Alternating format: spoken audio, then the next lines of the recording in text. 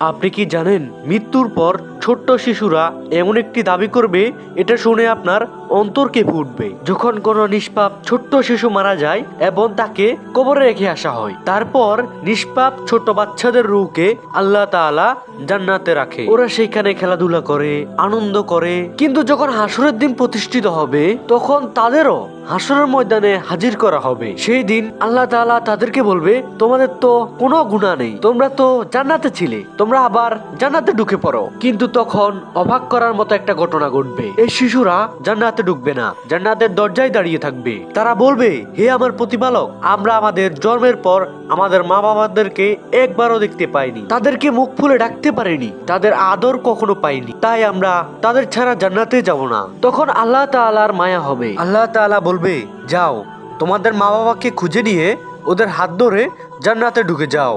এই ধরনের ভিডিও পেতে ভিডিওতে একটা লাইক দিয়ে আমাদের চ্যানেলটা সাবস্ক্রাইব করে রাখো।